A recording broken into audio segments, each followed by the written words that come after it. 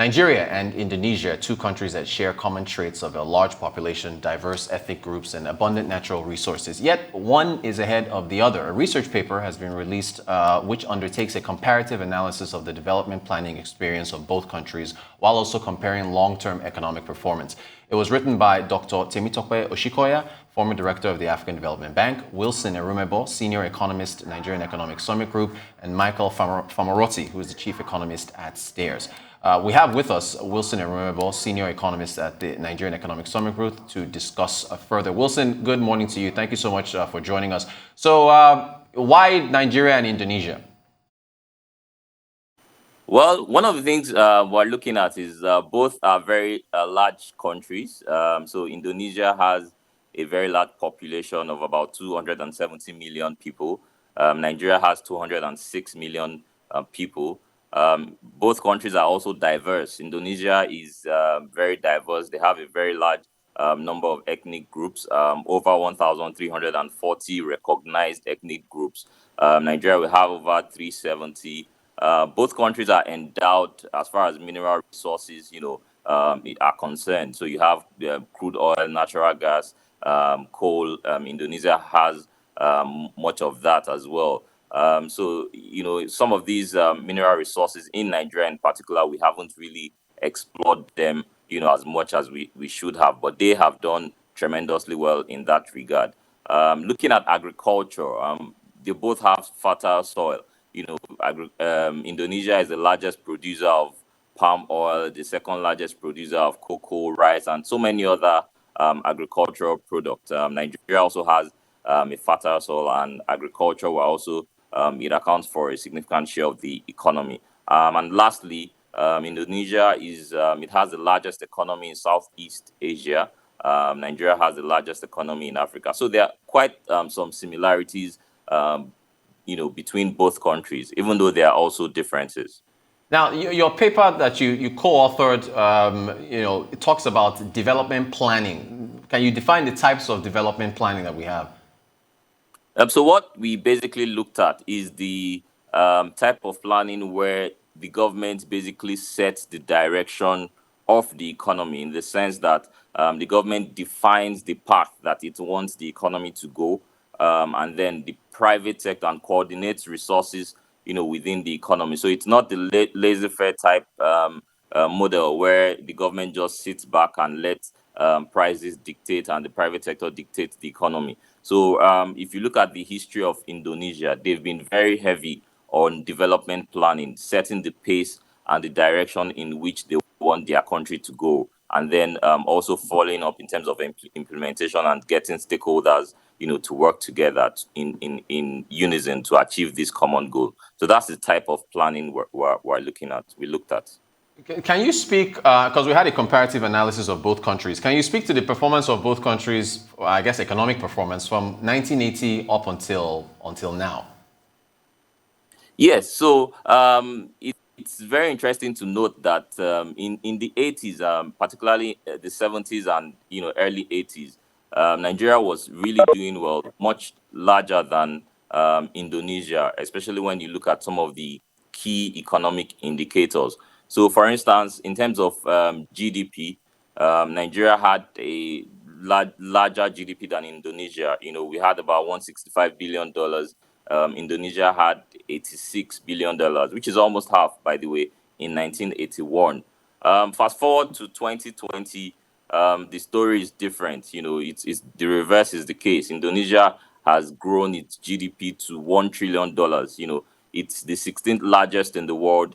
It is, it has a GDP that's even larger than some developed countries, and they are part of the G20. So much progress that they've recorded in the last 40 years. But for Nigeria, we're still at $403 billion as of 2020. In short, their GDP now is more than twice ours. So if you also look at maybe per capita GDP itself, they have $4,000 per capita GDP. We have 2,000.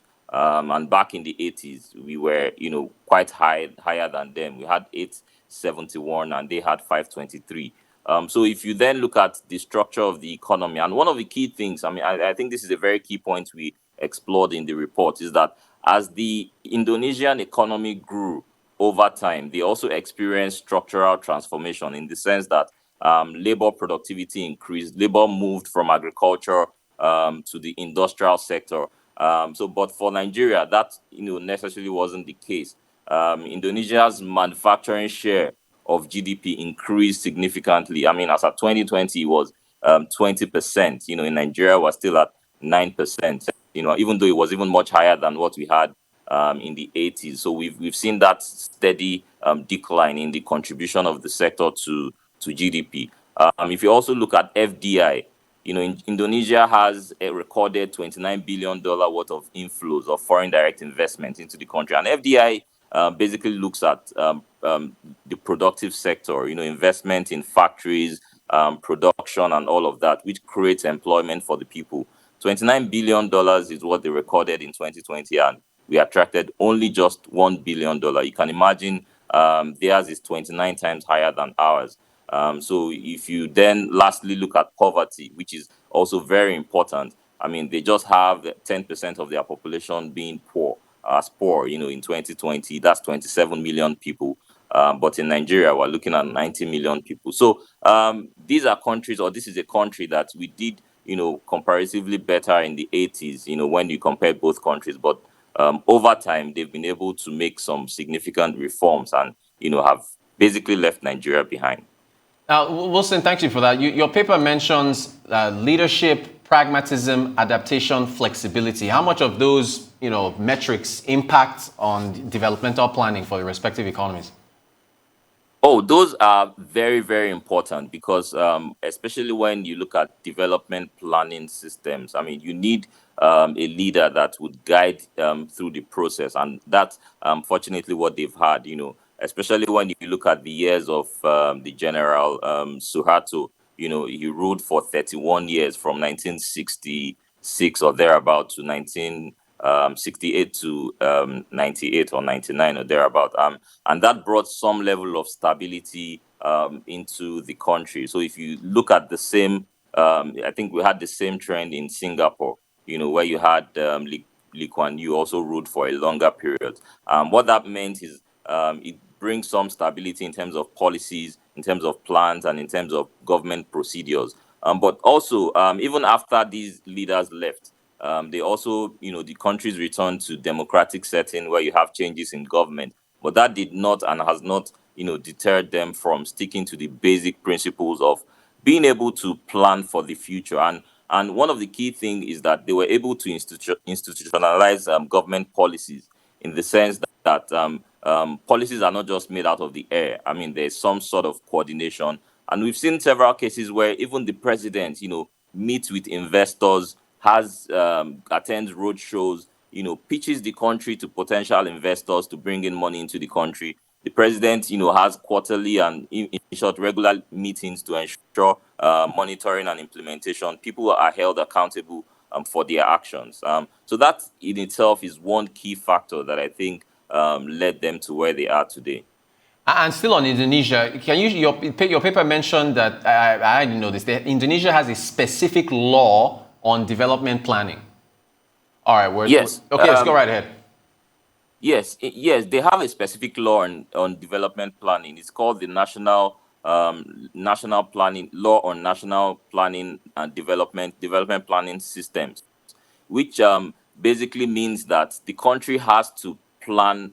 There must be a long-term plan for the country at every interval. Currently, they have running a 20-year long-term development plan. It was, brought about in 2005. So from 2005 to 2025, that plan has been in place, which means that everything is backed by law.